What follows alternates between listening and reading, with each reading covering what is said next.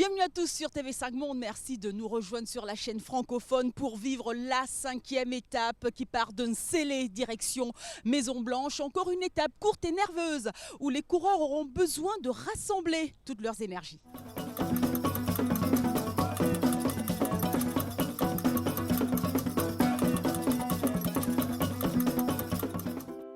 Déjà 4 étapes dans les jambes, il va donc falloir prendre de l'énergie et des forces avant d'attaquer cette 5e étape.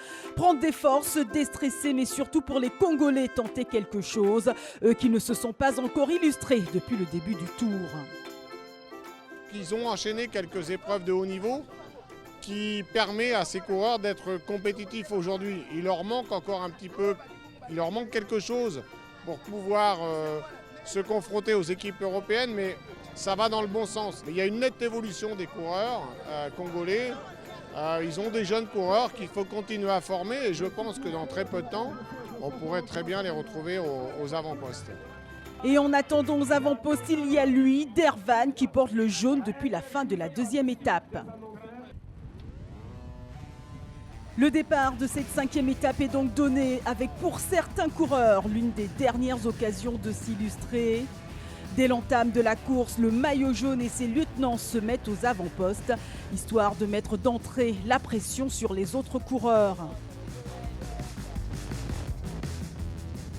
Mais leurs adversaires ne l'entendent pas de cette oreille et commencent à attaquer. Le maillot jaune, vigilant, veille au grain et suit. Les Français continuent à animer la course comme depuis le début du tour. Mais Julien Amadori, 22e au général à plus de 5 minutes du maillot jaune, n'est pas vraiment un danger pour la Hollande.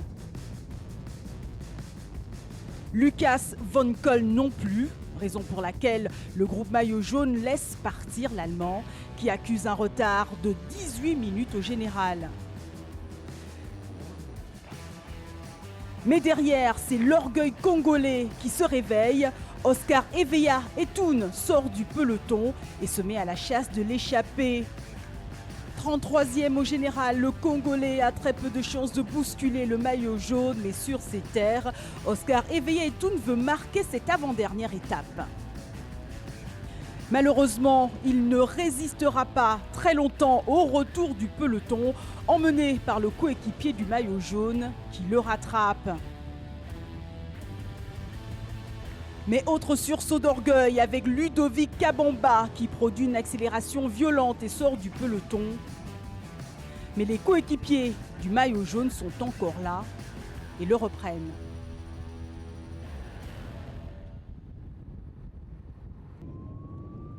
Devant, Lucas von Koll n'a plus la fraîcheur du début. Vent de face, l'Allemand souffre et ne peut empêcher le retour à vive allure des Français ou encore des Hollandais qui tentent des choses.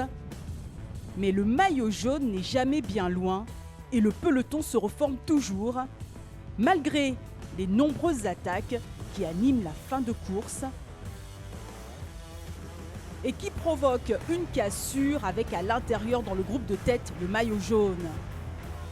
Mais le peloton fait la jonction et l'arrivée se joue au sprint, un sprint remporté par David Van Heerd. Tout s'est bien passé aujourd'hui. On a encore remporté le maillot du meilleur grimpeur et on gagne la course. On fait première et deuxième place, on a bien travaillé aujourd'hui.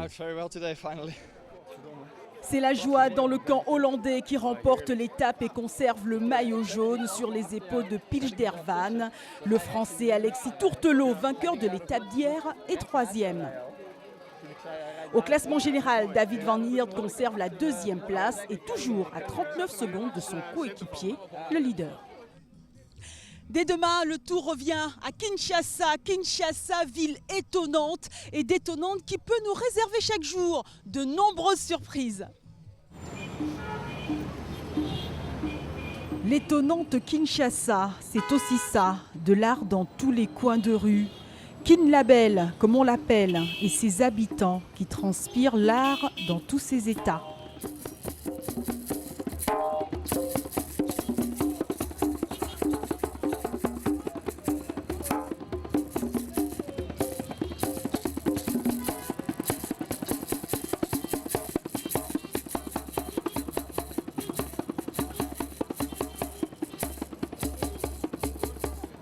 Moi, c'est important que les artistes puissent s'approprier certains espaces et aussi parce que je pense qu'aujourd'hui la danse, il y a le risque qu'elle puisse rester enfermée dans un espace un peu bling-bling et il est important qu'on puisse travailler où on est.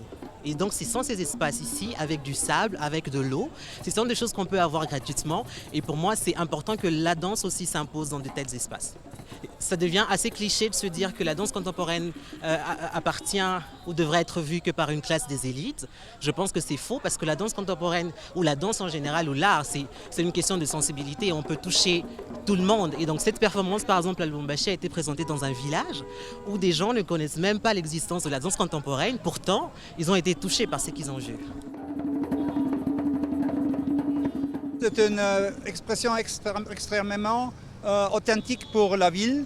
On a des jeunes, on a une grande foule, on a provoqué un peu petit embouteillage. Et je crois que c'est vraiment authentique.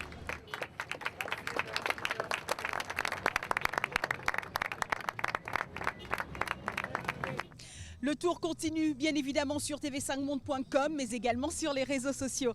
À demain, salut.